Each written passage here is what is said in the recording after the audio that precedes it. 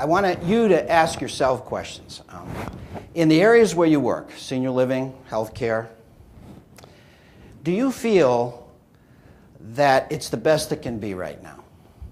Do you feel satisfied right now? Before you answer, let me take it another step. Is this good enough for you? There's a lot of young people in the audience, and it will be a little while before you'll have need for some of these, but I think it's a question worth asking. Is it ready for you right now?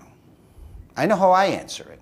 Despite the fact I work with magnificent communities, very visionary people, it's still not ready for me. And I don't have all that long before I would start to consider using them myself. So to me, that's a compass for us. And for me, it's a timetable as to what we need to do, because it's very much like a big cruise ship. It's not easily turned. And so that motivates us every day, my team and our team, to do all we can. So again, that question, I challenge you every day to ask you that. Ask yourself that, because what better compass, what better barometer can you have than what you do would resonate with you, would meet your needs. If you need senior living, you need home health, you need medical care. Because if you fall short of what you need, then we all have work to do, and I believe we do.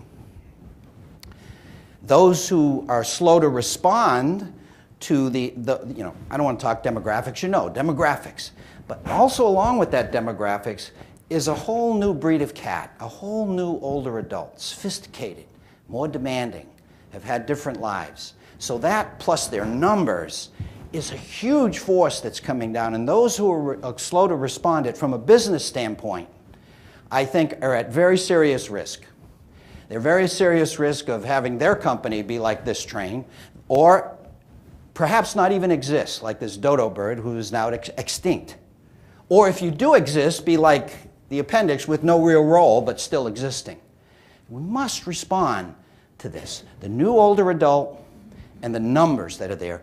And with that numbers, as you all know, the power they have, the financial power, the political power. They will not sit idly by. We will not sit idly by. I'm a lead boomer. We will not sit idly by, but it's before the boomers.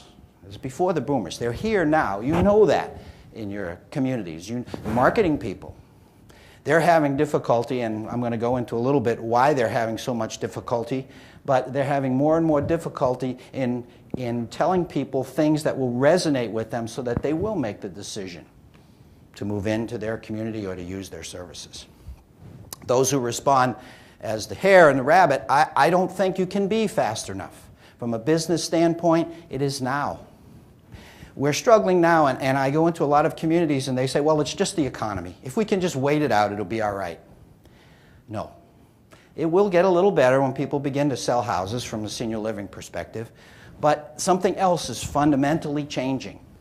Every year it happens, and just the fact that we've had 2 to 3 years of a slow economy, those who bet on it turning as the economy turns, I think you're already going to be behind the power curve. If we're going to understand where we need to go, where we are now, where we need to go, we need to go back from whence we came. So let's do that. 95% of the time man has been on earth, he's lived in villages. Cities were essentially unknown. And we lived in villages everywhere throughout the world, and with that came a certain structure to life. You were known. Everyone had a role. There was a social compact. I help you, you help me. It didn't matter whether you had family or not. You had a support structure.